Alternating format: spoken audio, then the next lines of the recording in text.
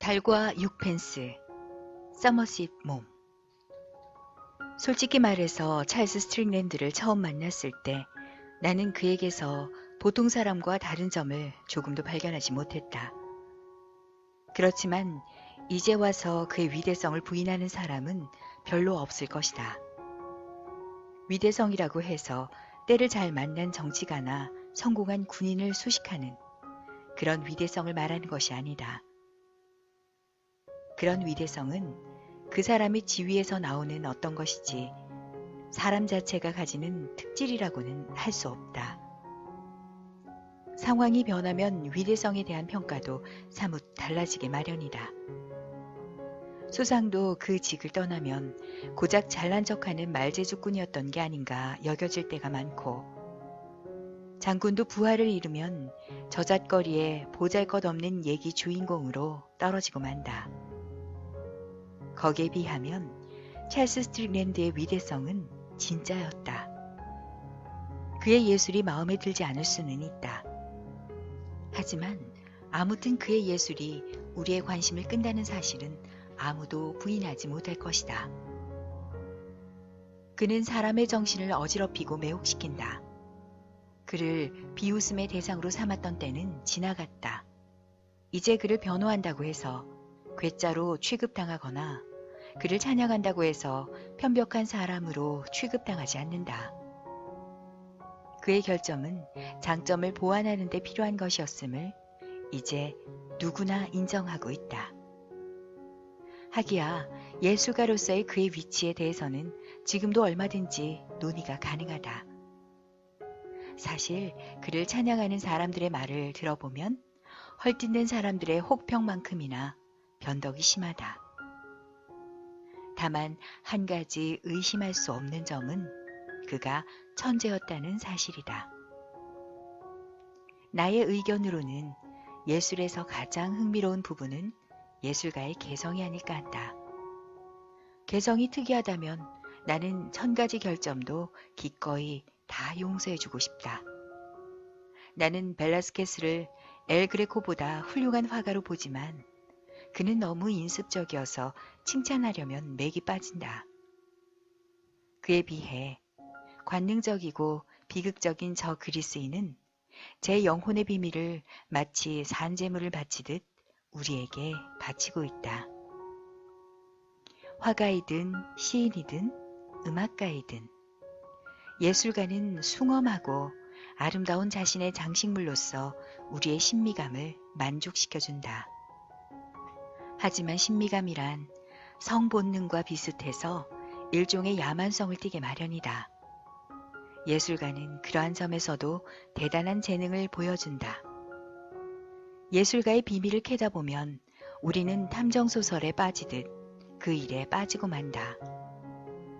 그 비밀은 불가해한 우주처럼 해답을 주지 않는 수수께끼 같다.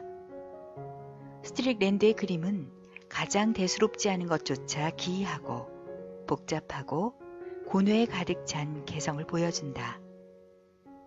바로 이 점 때문에 그의 그림을 좋아하지 않는 사람들도 그 그림들에 전혀 무관심할 수 없는 것이다.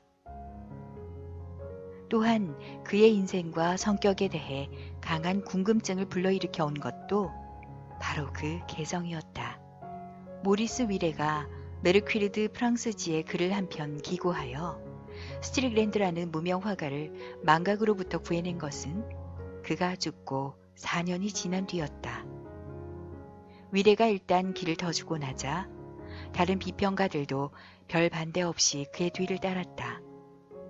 프랑스에서 위레만큼 오랫동안 확고한 권위를 누린 비평가도 없었기 때문에 그의 주장을 등한시할 수는 없었던 것이다. 너무 지나친 주장이 아닌가 여겨지는 점도 있었지만 후일의 판단은 그의 평가가 옳았음을 확인해 주었고, 그에 따라 찰스 스트릭랜드의 평판은 이제 위레가 자기매김한 방향으로 확고히 자리 잡혔다고 볼 수 있다. 무명 화가가 이처럼 하루아침에 유명해진 일은 미술사에서 가장 로맨틱한 사건 가운데 하나로 꼽힐 것이다. 하지만 나는 그의 인격과 관련된 부분만을 다룰 뿐 작품 자체를 다루지는 않을 작정이다. 그렇다고 문외한은 그림을 전혀 이해하지 못한다거나 문외한이 그림 감상 능력을 보여주려면 그저 말없이 수표나 끊어 그림만 사주면 된다는 식으로 말하는 오만한 화가들의 생각에는 찬성할 수 없다. 그것은 예술에는 기교밖에 없고 기교는 기교가만이 안다고 생각하는 괴상한 오해이다. 예술이란 정서의 구현물이며 정서란 만인이 이해할 수 있는 언어로 말한다. 물론 기교를 제대로 알지도 못하는 비평가가 진정한 가치 문제를 놓고 왈가왈부하기 어렵다는 것을 나도 인정한다. 나의 경우 그림에 대해선 아주 무지하다. 하지만 다행히 나는 그림을 논평하는 따위의 모험을 할 필요가 없다. 왜냐하면 훌륭한 화가이며 유능한 문필가이자 내 친구인 에드워드 레가트가 문체의 매혹적인 본보기라 할 만한 그의 소책자에서 찰스 스트릭랜드의 작품을 아주 철저하게 논평해주고 있기 때문이다. 문체로 말하자면 아무래도 영국이 프랑스보다는 뒤떨어진 분야가 아니겠는가. 모리스 위레는 호사가들의 구미가 당기도록 잘 계산된 그의 유명한 논문에서 찰스 스트릭랜드의 생애를 간략하게 요약해주고 있다. 예술에 대해 사심없는 열정을 지니고 있던 그가 진정으로 바랐던 것은 식자들로 하여금 최고의 독창적인 재능을 가진 화가에 주목하게 하는 것이었다. 워낙 뛰어난 저널리스트였던 그는 인간적 흥미를 동원해야 자신의 목적을 더 쉽게 달성할 수 있음을 모르지 않았다. 과거에 스트릭랜드와 접촉해 본 사람들, 그러니까 런던에서 그를 알았던 작가들이나 몽마르트의 카페에서 그를 만났던 화가들은 자신들이 보잘것없게 여겼던 화가가 진짜 천재였고 그 천재가 자신들과 어깨를 맞대고 지냈다는 사실을 알고 깜짝 놀랐다.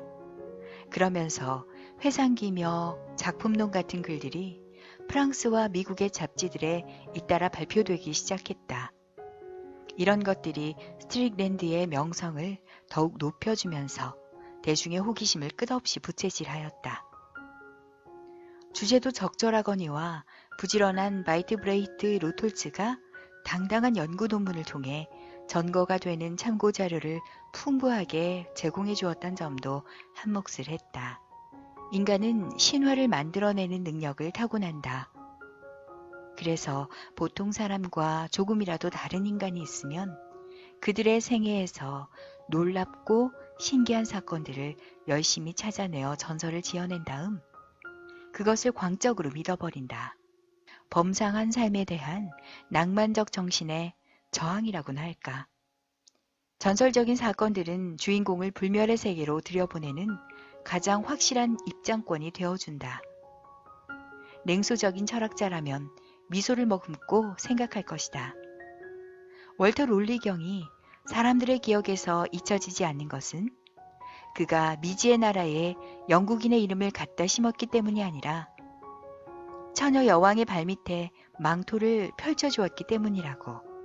찰스 스트릭랜드는 살아있을 때 이름 없는 화가였다. 그에게는 친구보다 적이 많았다. 그러고 보면 그의 이야기를 쓴 사람들이 부족한 기억을 메우려고 마음대로 공상을 동원했다 해도 이상한 일이 아니다. 그에 대해 알려진 사실은 아주 적었지만 낭만적인 성향을 가진 문사라면 거기에서 이미 충분한 이야깃거리를 발견했을 것임이 틀림없다. 그의 생애에는 기이하고 끔찍한 일들이 많았고 그의 성격에는 어딘가 난폭한 점이 있었으며 그의 운명에는 비통하게 여겨지는 일이 적지 않았다. 이러한 사정으로부터 현명한 역사가라도 선뜻 공격하기 힘든 하나의 전설이 탄생했던 것이다.